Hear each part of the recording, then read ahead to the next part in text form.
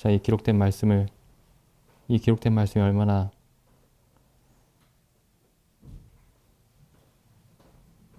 귀한 말씀인지, 자, 이 말씀 속에 나타난 하나님의 그 생각과 뜻을 저희가 오늘도 이해할 수 있도록 이 시간을 인도하여 주시기를 간구를 드립니다. 참 저희에게 필요한 말씀으로 말씀해 주시고, 또한 저희의 마음을 열어 또한 깨닫는 마음으로 들을 수 있도록 인도하여 주옵소서. 이 시간을 온전히 의탁드리오며 우리 주 예수님의 이름으로 기도드립니다. 아멘. 여호수아서 말씀 보겠습니다. 지난번에 여호수아 10장까지 살펴봤었죠. 10장까지 살펴봤는데 그 앞에 그 뒤로 이제 넘어가기 전에 다시 그 여호수아 이 가나안 전쟁의 성격에 대해서 좀 살펴보겠습니다. 가나안 전쟁의 성격에 대해서. 여기 보시면 이제 맨 처음에 그 점령한 성이 여리고성입니다. 여리고성이고, 그 다음이 아이성이죠. 8장이 아이성. 처음 6장이 여리고성, 그 다음 8장이 아이성, 그 다음에 9장에서는 기브온성. 기브온성은 이제 점령한 게 아니고 기브온 거민들이 항복을 했죠. 속임수를 써서 이제 화친을 청해왔습니다. 그래서 이제 처음에 여리고성, 그 다음에 아이성, 그 다음에 기브온성, 그 다음에 10장에서 보시면 이제 다른 여러 성들이, 여러 왕들이 연합해서 이제 기브온을 치니까 여호수아 이스라엘 군대가 가서 이제 기브온 사람들을 이제 구해냅니다. 여기 이제 보시면은 이렇게 되어 있습니다. 그 10장에 보시면은, 그러니까 아이성 10장 1절에 보시면 여호수아가 아이를 취하여 진멸하되 여리고와 그 왕에게 행한 것 같이 아이와 그 왕에게 행한 것과, 그래서 아이성을 취한 것이 이 여리고성을 취한 것과 같다라고 이렇게 말씀하고 있죠. 그리고 또 10장 28절에도 보시면은 그날에 여호수아가 막게다를 취하고 칼날로 그 성읍과 왕을 쳐서 그 성읍과 그 중에 있는 모든 사람을 진멸하여 한 사람도 남기지 아니하였으니 막게다 왕에게 행한 것이 여리고 왕에게 행한 것과 일반이었더라. 그래서 전에도 이제 말씀드렸지만, 그래서 그 여리고성의 그 전투가 가나안 땅에서 이제 치르는 모든 전투의 어떤 모델 같은 겁니다. 모델. 그래서 그 여리고성 이후에 일어나는 그 모든 전쟁들이 여리고성의 전쟁의 원리대로 이제 치러지는 거죠. 그래서 여리고성의 전투가 이제 가나안 전체의 전쟁을 그 대표하는 그런 그림입니다. 그리고 지금 이 가나안 전쟁이 지금 그리스도인의 삶의 어떤 그림자이기도 하죠. 중요한 그림자입니다. 그래서 이제 사도 바울이 그리스도인의 삶을 이제 전쟁으로 표현하는 곳들이 굉장히 많이 있죠. 그 전에 여러 차례 살펴봤습니다. 네, 고린도후서 말씀을 잠깐 가보시죠. 고린도후서 10장입니다. 10장 3절. 사도 바울이 하는 말씀이죠. 우리가 육체에 있어 행하나 육체대로 싸우지 아니하노니 우리의 싸우는 병기는 육체에 속한 것이 아니요 오직 하나님 앞에서 견고한 진을 파하는 강력이라. 모든 이론을 파하며 하나님 아는 것을 대적하여 높아진 것을 다 파하고 모든 생각을 사로잡아 그리스도에게 복종케 하니 너희의 복종이 온전히 될 때에 모든 복종치 않는 것을 벌하려고 예비하는 중에 있노라. 그래서 이게 우리가 이제 여호수아서를 읽을 때 여호수아서뿐만 아니라 그 이후에 있는 여러 전쟁, 구약에 기록하고 있는 여러 전쟁의 장면들을 볼 때도 뭐 해당이 되겠지만은, 특히 이제 그 여호수아서를 볼 때 이제 그 영적인 의미가 여기에 기록이 되어 있습니다. 그래서 사도 바울이 이제 복음을 전할 때에 복음을 전하는 일이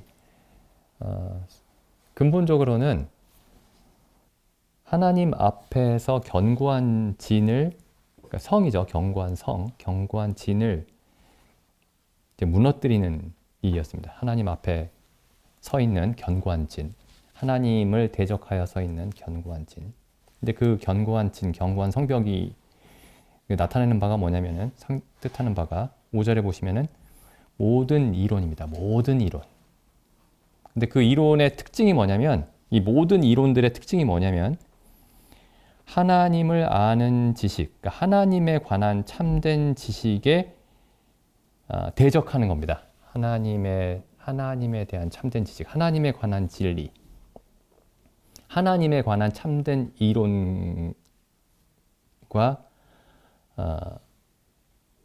반대되는 것들이죠. 그러니까 하나님에 대해서 잘못된 이론들입니다. 하나님에 관한 잘못된 이론들. 하나님에 관한 잘못된 이론들. 제일 대표적인 게 하나님은 없다.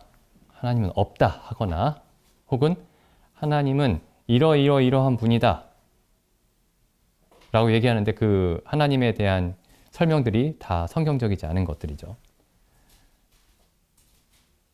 그래서 우리가 복음을 전하는 일도 하나님이 없다 하는 사람들에게 하나님이 계시다는 것을 알려주고 하나님에 대해서 잘못된 생각들을 가지고 있는 사람들에게 참 하나님이 어떤 분이신지를 알려주는 겁니다.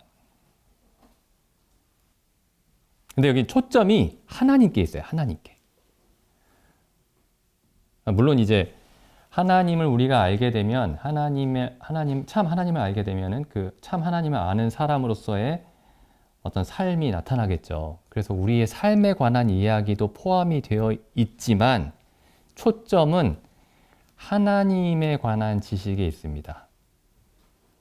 우리 삶의 기술, 우리가 삶을 어떻게 살 것이냐에 있는 것이 아니고 하나님이 어떤 분이시냐에 있습니다.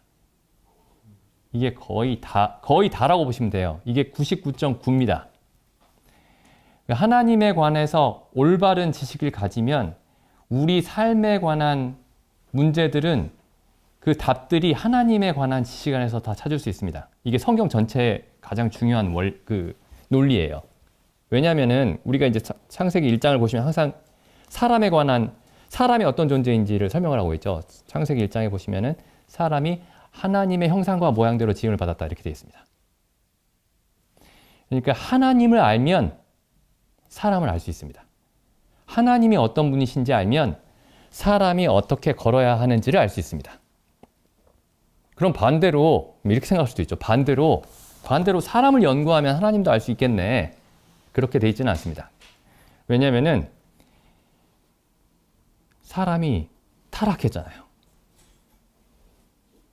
죄로 인해 다 죽었죠. 그러니까 사람을 연구해서는 하나님을 알 수 없습니다. 사람을 연구해서 하나님을 알게 되면 그 하나님이 가짜 하나님이 돼요. 사람 같은 하나님이 됩니다. 본래 하나님이 지으신 사람은 하나님과 같은 사람이었어요. 하나님의 형상과 모양을 가지고 하나님의 성품을 그대로 드러내는 사람이었습니다. 근데 이제 우리가 이렇게 거슬러 올라갈 수는 있죠. 예수 그리스도라는 사람을 통해서 하나님을 알 수는 있습니다. 어쨌든 그래서 이제 결국에 이 복음은 이제 우리가 하나님이 나에게 무엇을 해주셨는가, 우리에게, 당신에게 무엇을 해주셨습니다. 물론 이런 얘기를 우리가 합니다. 해야 하고요. 당신을 위해 무슨 일을 해주셨습니다. 그런데 그 이야기가 결국에는 어디로 다시 돌아가야 되냐면은 당신을 위해서 이런 일들을 해주신 분이 어떤 분이신지로 돌아가지 않으면, 결국에 그 얘기로 돌아가지 않으면은 하나님이 우리를 위해서 해주신 일들이 결국에는 다 제대로 이해될 수가 없습니다. 하나님이 우리를 위해서 해주신 여러 가지 일들, 하나님이 우리를 위해서 주신 여러 가지 선물들이 다 우상이 되고 말아요. 결국에는 하나님이 어떤 분이신지를 아는 대로 돌아가야 됩니다. 그러니까 하나님을 믿은 내가 어떻게 살고 있네, 하나님을 믿은 내가 얼마나 높은 경지에, 깊은 경지에, 신앙에 이르렀네, 하나님을 믿은 내가 얼마나 평안하고 기쁘고 즐겁네, 이런 얘기가 중요한 얘기가 아닙니다. 물론 성경에 그런 얘기들이 있죠. 예수님을 믿었더니, 복음을 믿었더니 사람들 사이에서 평안과 기쁨이 넘쳤다, 뭐 그런 얘기들이 있습니다. 사도행전도 보면 여러 가지 그런 말씀들이 있죠. 근데 결국에는 그 복음의 중심은 하나님을 아는 지식입니다. 하나님을 믿는 우리에 관한 얘기가 아니고 우리가 믿는 하나님에 관한 얘기입니다. 다음 보시죠. 여기 그래서 이제 사도 바울이 모든 이론, 그러니까 모든 이론이 하나님을 아는 진리, 하나님에 관한 진리에 대적하여 높아져 있다, 이렇게 얘기를 하고 있죠. 그럼 모든 이론의 그 예들을 사도 바울이 여기서 얘기를 하고 있습니다. 그 고린도후서 11장에 보시면은 11장 1절, 원컨대, 사도 바울이 하시는 말씀이죠. 원컨대 너희는 나의 좀 어리석은 것을 용납하라. 청컨대 나를 용납하라. 내가 하나님의 열심으로 너희를 위하여 열심 내노니 내가 너희를 정결한 처녀로 한 남편인 그리스도께 드리려고 중매함이로라. 뱀이 그 관계로 하와를 미혹해 한 것 같이 너희 마음이 그리스도를 향하는 진실함과 깨끗함에서 떠나 부패할까 두려워하노라. 만일 누가 가서 우리의 전파하지 아니한 다른 예수를 전파하거나, 여기 보시죠. 다른 예수.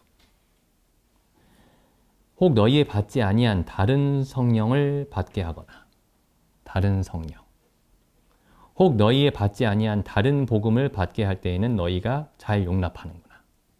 사도 바울이 하고 있는 일이 뭐냐면, 지금 이런 예수는 성경의 예수가 아닙니다. 이러한 성령은 성경이 전하는 성령이 아닙니다. 이러한 복음이라고 하는 것들은 성경이 전하는 복음이 아닙니다. 계속 이 일만 하고 있는 거예요. 이게 얼마나 그 기독교가 많이 잘못됐는지 모릅니다. 우리가 거쳐왔던 길들도, 그 성도님들도 한번 그 지나온 길들을 돌이켜 보시면은 이 사도 바울, 성경의 초점은 하나님에 관한 지식인데 사람들이 복음을 전한다고 하면서 성경을 가르친다고 하면서 그 성경을 믿는다고 하면서 그 관심을 갖는 지식은 신앙생활에 관한 지식입니다. 내가 뭘 해야 되고 우리에게 어떤 체험이 있고 내가 뭘 했고 다 그런 얘기들이죠. 이런 얘기는 잘 하지 않습니다. 하나님은 어떤 분이시고, 하나님은 의로운 분이시고, 하나님은 선하신 분이시고, 하나님은 능력이 많으시고, 하나님은 지혜로우시고, 하나님은 공의로우시고, 하나님은 거룩하시고, 그리스도는 어떤 분이시고, 이런 얘기를 하지 않고 내가 믿었더니 평안하고, 내가 믿었더니 기쁘고, 내가 주의 이름으로 이런 일들을 했고. 제가 최근에 지금 히브리서를 다시 보고 있는데 그 히브리서 좀 다시 한번 보시죠. 어떤 교회들이 가장 많이 사용하는 책입니다. 이 히브리서가 특히 10장 12절, 특히 10장 12절이죠. 오직 그리스도는 죄를 위하여 한 영원한 제사를 드리시고 하나님 우편에 앉으사 죄를 위해서 단번에 영원한 제사를 드리셨다. 굉장히 중요한 말씀이죠. 굉장히 중요한 말씀입니다. 그리고 이제 곧 이어서 이제 성령께서 이렇게 말씀하시죠. 15절에 또한 성령이 우리에게 증거하시되 17절에 저희 죄와 저희 불법을 내가 다시는 기억지 아니하리라. 그래서 그리스도가 단번에 영원한 제사를 십자가에서 드리셨고 그래서 우리의 죄와 우리 불법을 다시는 하나님이 기억하지 아니하신다. 기쁜 소식입니다. 굉장히 기쁜 소식이에요. 네, 히브리서 여기 좀 잘 보시면은 10장 10절 이 뜻을 조차 예수 그리스도의 몸을 단번에 들이심으로 말미암아 우리가 죄 사함을 얻었노라. 이렇게 기록해도 됐을 텐데, 왜냐하면 12절에 보시면은 죄를 위해서 한 영원한 제사를 드렸다 이렇게 되어 있잖아요. 그러니까 죄를 처리하기 위한 영원한 제사를 드리셨다 이렇게 말씀하셨으니 10장 10절을 우리가 죄 사함을 얻었노라, 영원한 죄 사함을 얻었노라 이렇게 표현해도 잘못된 건 아닙니다. 맞는 말씀이죠. 그리고 그 사도행전을 보시면 계속해서 그 사도 바울이 혹은 다른 사도들이 복음을 요약할 때 죄 사함에 대해서 얘기를 합니다. 죄 용서를 받는 일에 대해서. 중요한 일이죠. 그런데 여기 지금 사도 바울은 지금 여기 히브리서에서 죄 사함이라는 말 대신에 우리가 거룩함을 얻었다 이렇게 얘기를 합니다. 거룩함을 얻었다. 근데 이 거룩함을 얻었다라는 말에 대해서는 잘 설명을 하지 않아요. 그냥 10장을 가지고 계속 죄에 영원히 속죄를 얻었다라는 얘기만 할 뿐이지 거룩함을 얻었다라는 얘기는 잘 하지 않습니다. 근데 히브리서 전체 얘기를 잘 보시면은 이게 성막에 들어가는 얘기입니다. 성막에, 성소에. 그러니까 그 죄의 형벌을, 내가 죄인인데 이 죄의 사함을 받지 않으면은 하나님께 죄의 형벌을 받게 된다. 죄에 대한 형벌을 받게 된다. 그러니까 죄의 사함을 받아야 된다. 그게 초점이 아니에요. 이 성막에 관한 일입니다. 성막에서 일어나는 일에 관한 이야기입니다. 성막이 어떤 곳이냐면은 하나님을 위한 집입니다. 하나님의 집입니다. 하나님의 집.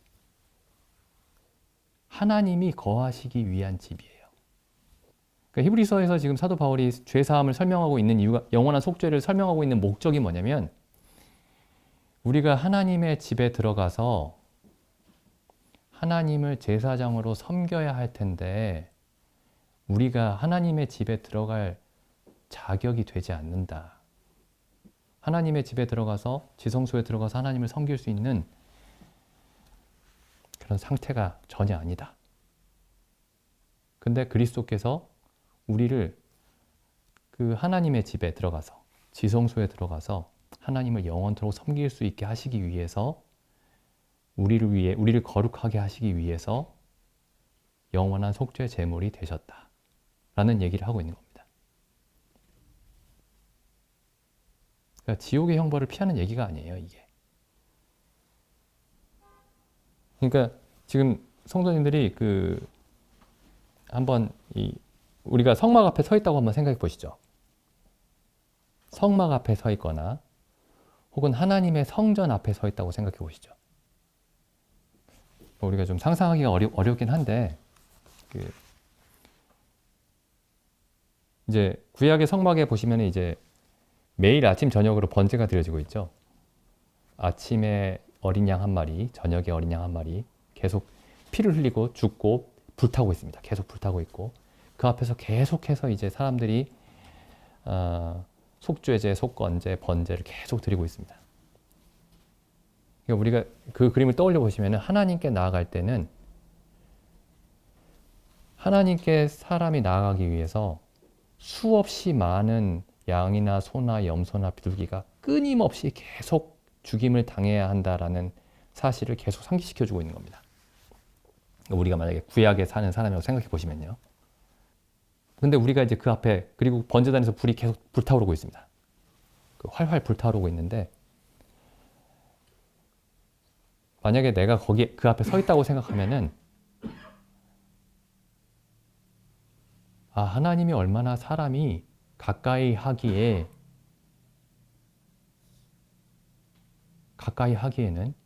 얼마나 거룩하신 분인가, 얼마나 두려운 분인가, 사람이 얼마나 정결해야 하나님 앞에 나아갈 수 있겠는가, 이런 생각을 하게 될 겁니다. 그러니까 하나님의 어떠하심에 대해서 우리의 생각이 그쪽으로 기울게 돼 있어요. 예를 들어 우리가 이제 지금은 뭐 대통령 집무실이 옮겨졌지만은 청와대 한 번도 안 가봤습니다만은 이제 그 방송을 한 번씩 보여주는 걸 보면은 청와대가 굉장히 막 의리의리하더라고요. 청와대가. 근데 청와대만 생각해 봐도 내가 만약에 청와대에 간다고 생각해 보세요. 대통령이 거기 앉아 있습니다. 그럼 그 건물들이 거기에 앉아 있는 그 대통령의 권세를 의식하게 만듭니다. 거기에 앉아 있는 지도자의 위엄과 권위를 의식하게 느껴지도록 만듭니다. 그 건물들이. 근데 성막에서 일어나고 있는 여러 가지 일들이 하나님의 거룩하심과 하나님의 엄위하심을 나타내도록 그렇게 지어진 겁니다. 거기서 일어나는 일들도 마찬가지고요.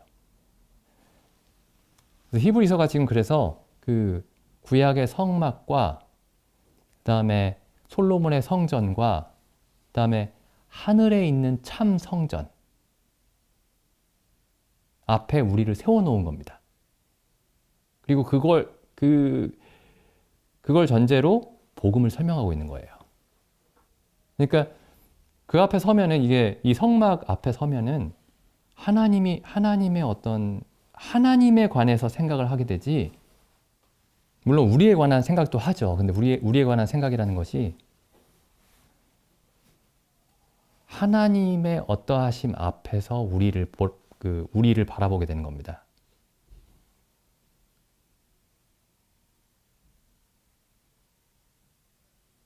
그러니까 이런 게 아니에요. 하나님이 천국과 지옥을 만들어 놓고 죄가 홀이라도 있으면 지옥에 보낸다. 네, 제가 옛날에 성경을 잘 모를 때 이해했던 바를 말씀을 드리면은 하나님이 천국과 지옥을 만들어 놓고 죄가 조금이라도 있으면 지옥에 보낸다는 거예요. 근데 저는 하나님이 항상 옳다고 생각했기 때문에 근데 저 마음속 깊은 곳에서는 이제 이렇게 생각을 했죠. 하나님이 옳긴 하겠지. 그런데 이건 좀 심한 거 아닌가? 그런데 하나님이 그렇게 하겠다는데 하나님이 죄가 조금이라도 있어도 지옥에 보내겠다는데 사람이 뭐라고 하겠냐? 거기 그 앞에서. 이제 이렇게 생각을 한 거예요, 제가. 근데 이제 그 말씀 앞에 서면은 내가 죄가 있나 없나? 막 이런 생각을 하는 겁니다. 나한테 어떤 죄들이 있나? 그러니까 그건 사실은 하나님이 어떤 분이신가? 하나님 앞에 선 게 아닙니다, 그게. 그러니까 하나님이 그냥 모든 걸 결정하는 분이니까 내가 하나님의 결정이 그리고 하나님이 가장 권력이 크신 분이니까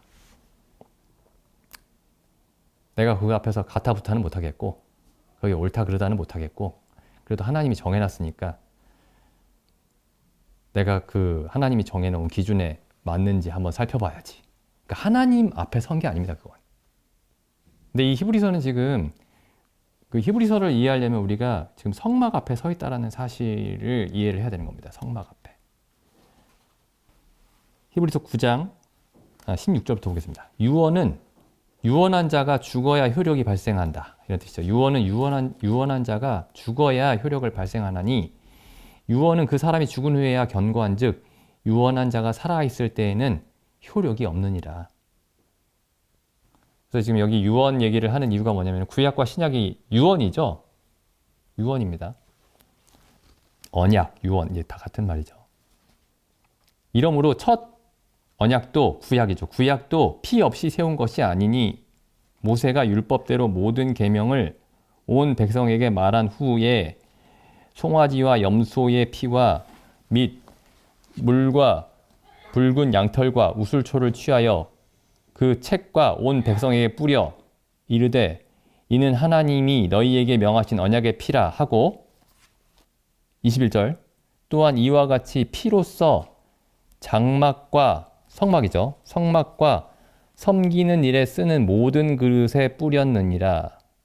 이 피를 송아지와 염소의 피를 이스라엘 백성들에게도 뿌리고 그 다음 보시죠.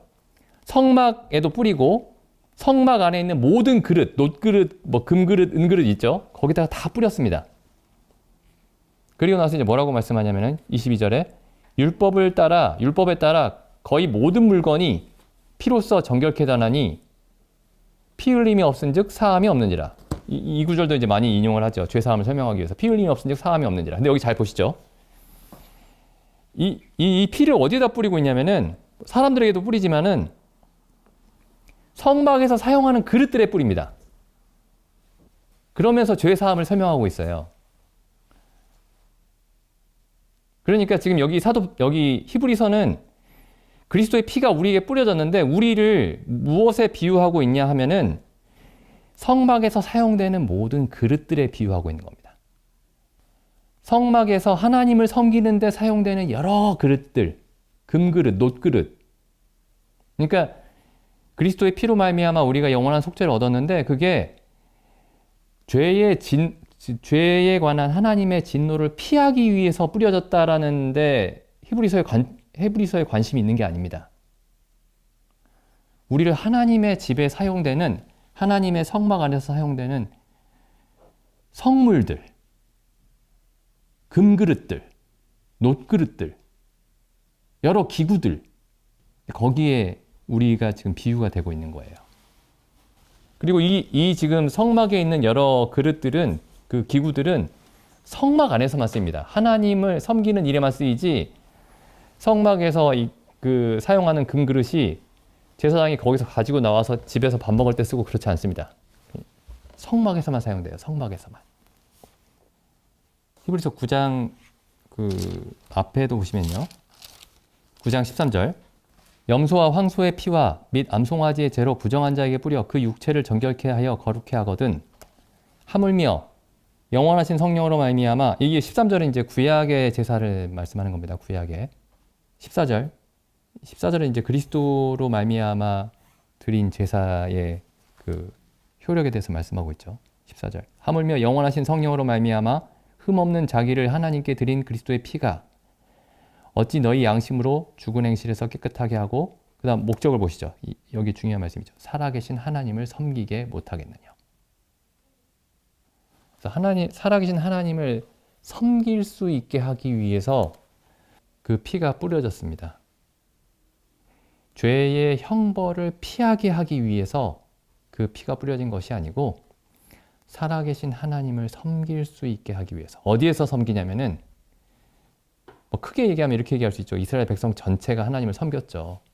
그런데 여기 지금 이 히브리서는 이스라엘 백성 전체가 하나님을 섬기듯이 섬긴 게 아니고 10장 19절에 보시면 그러므로 형제들아 우리가 예수의 피를 힘입어 성소에 들어갈 담력을 얻었나니 여기 성소가 어디인지 아시죠?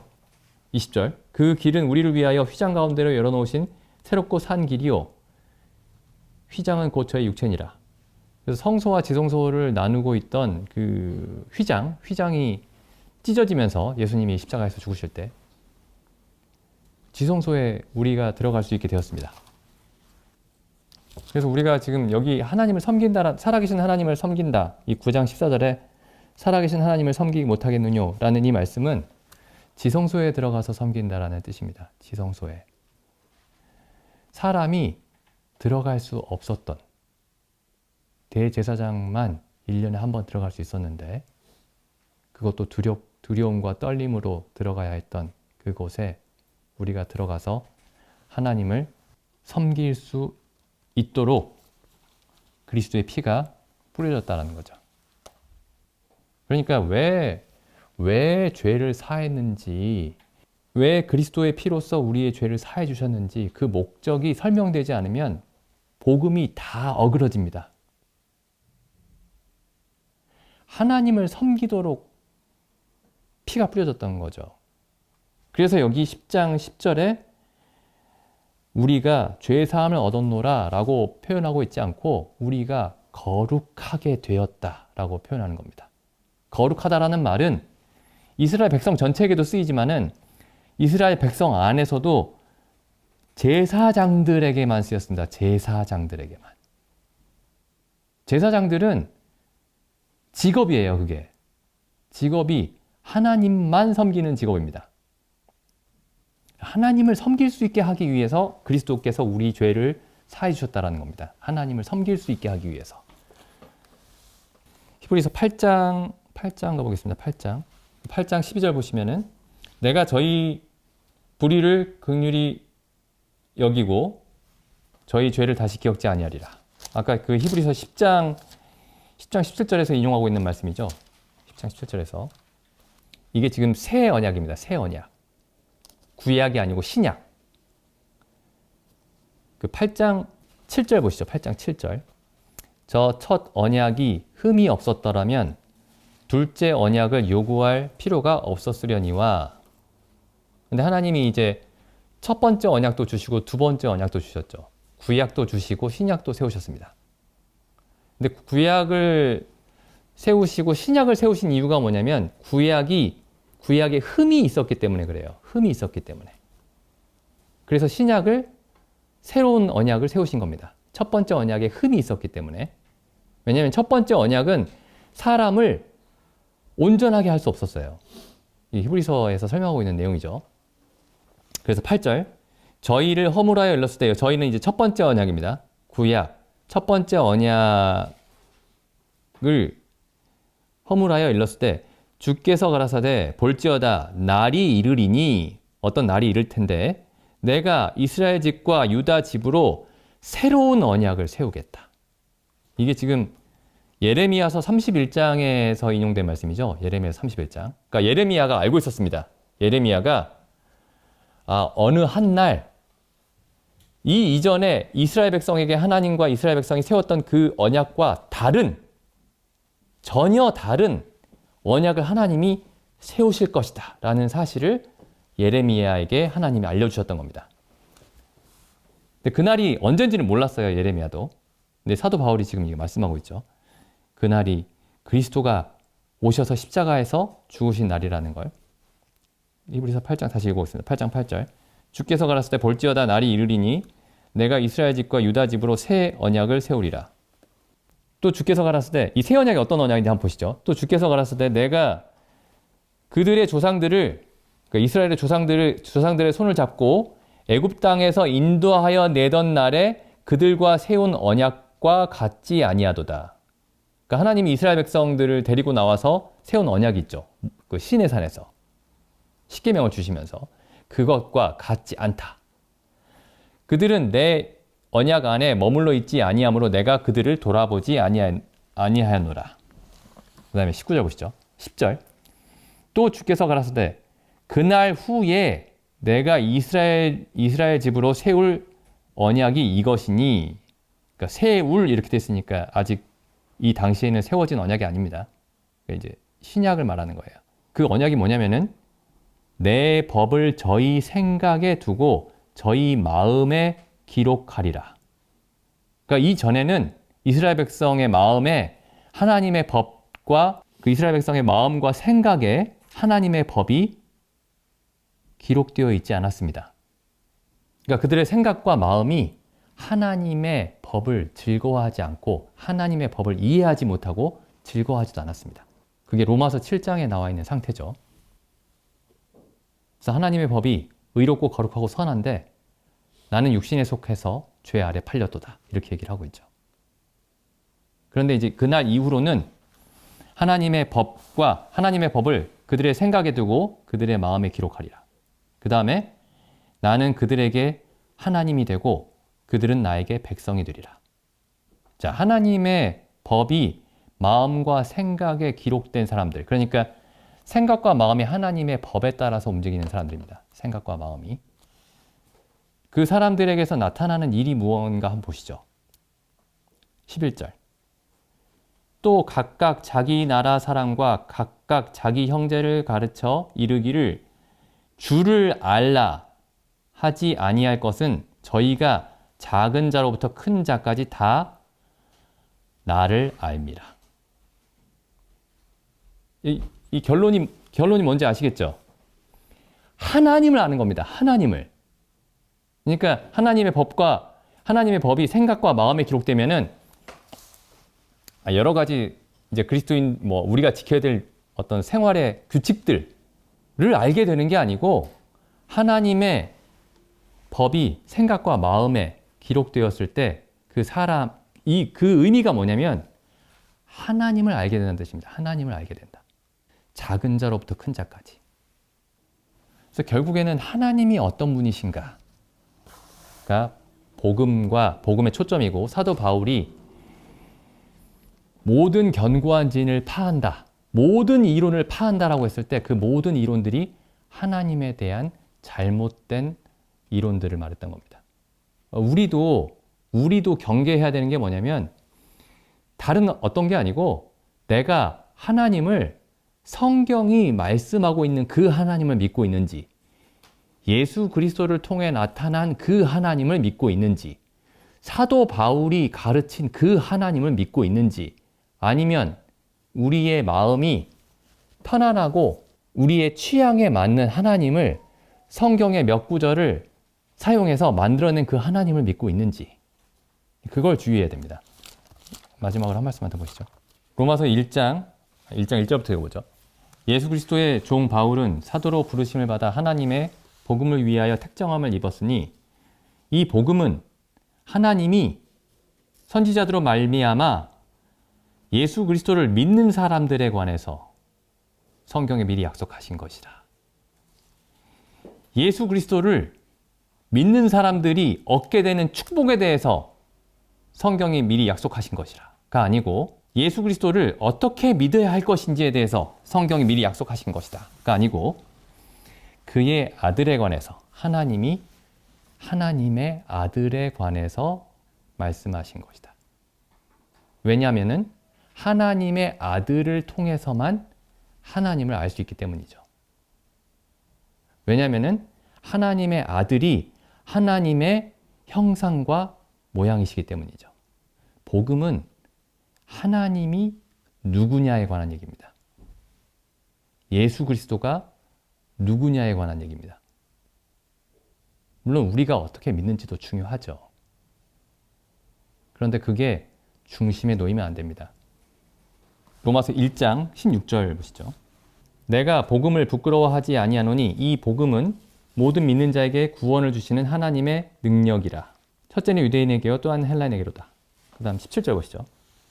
복음에는 하나님의 의가 나타나서, 복음에 무엇이 나타나냐면은 그 16절에 있는 표현으로 하면 하나님의 능력이 나타납니다. 하나님이 전능하신 분이시다가 나타나고, 그 다음에 그 능력이, 세상에는 악한 능력도 있죠. 하나님의 능력은 의롭습니다. 17절 보시죠. 복음에는 하나님의 의가 나타나서. 복음이 나타내고자 하는 바가 뭐냐면, 이렇게 얘기할 수 있죠. 복음은 그리스도로 말미암아 하나님이 우리를 값없이 의롭다고 하시는 겁니다. 이렇게 얘기할 수 있습니다. 그게 분명히 사도 바울이 전하는 바이기도 하고요. 그런데 그게 중심이 아닙니다. 그럼 중심이 아니에요. 중심은, 복음은 하나님이 의로우시다, 이렇게 말하는 겁니다. 복음에는 하나님의 의로우심이 나타납니다. 여기 다시 한번 보시죠. 똑같은 표현인데, 3장 25절 보겠습니다. 이 예수를 하나님이 그의 피로 인하여 믿음으로 말미암는 화목 제물로 세우셨으니, 이는 하나님께서 길이 참으시는 중에 전에 지은 죄를 간과하심으로 우리를 용서하려 하심이니. 그러니까 우리가 지금 복음을 읽을 때, 사람들이 복음을 읽을 때는, 복음을 들을 때는 관심이 내가 지금 구원을 받았는지 안 받았는지, 내가 의로워졌는지, 내가 아직도 죄인인지, 내가 어떻게 된 건지, 내가 어떻게 될 건지, 관심이 전부 나에게 있습니다. 그런데 사도 바울이 복음을 전할 때는 이렇게 전하죠.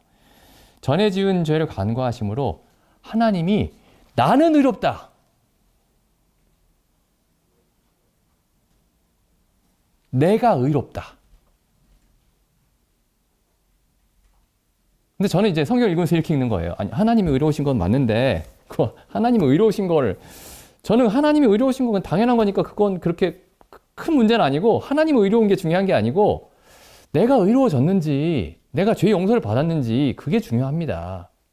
근데 사도 바울이 복음을 전할 때는 하나님의 관심이, 이 복음의 관심이 하나님이 의롭다에 관심이 있어요. 하나님이 의롭다.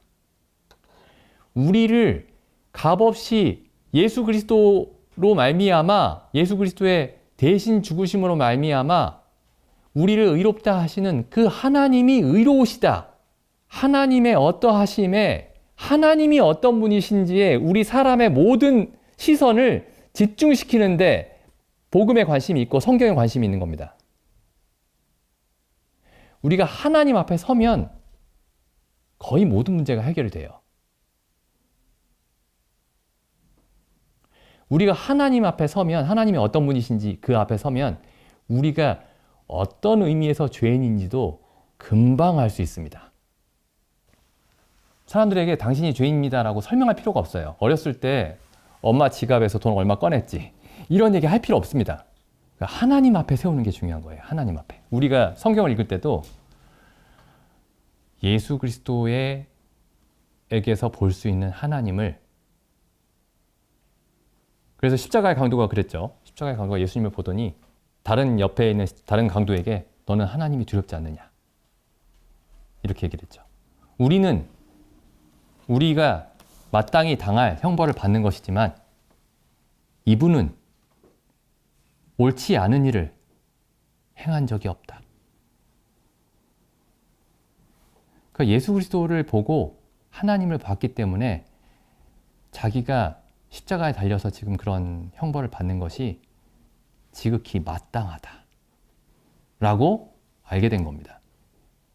그래서 성경을 좀 자세히 보면은 사람들이 흔히 복음에 대해서 혹은 기독교에 대해서 알고 있는 어떤 생각들과 굉장히 이질적인 표현들이 많이 나옵니다. 예를 들면 이런 거죠. 복음에는 하나님의 의가 나타나서, 복음에는 우리가 구원받는 길이 나타나서 이렇게 되어 있지 않고, 복음에는 우리가 죄 용서받는 길이 나타나서 이렇게 되어 있지 않고, 복음에는 하나님이 얼마나 의로우신지가 나타난다.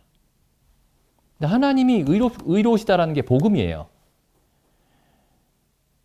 물론 내가 용서받고 내가 지옥 가지 않는다가 복음이라도 할 수도 있겠지만은, 그것도 즐거운 소식이라고, 기쁜 소식이라고 할 수 있겠지만, 결국에 정말 기쁜 소식은 만물을 다스리시는 하나님이 의로우신 분이시다. 한 점의 불의도 없으시다.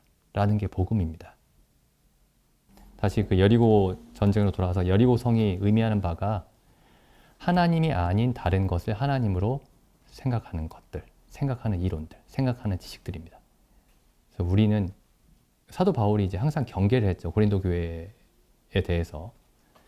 너희가 혹시 다른 예수를 받아들이지는 않았는지, 너희가 혹시 다른 성령을 받아들이지는 않았는지, 너희가 혹시 다른 복음을 받아들이지는 않았는지 염려가 된다. 그럼 우리도 우리 자신에 대해서도 가장 중요한 게 하나님을 아는 지식에 문제가 생기지는 않는지, 그게 이제 가장 중요한, 우리가 가장 관심을 가져야 될 그런 문제입니다. 네, 이상입니다. 기도 드리시고 집회를 마치겠습니다.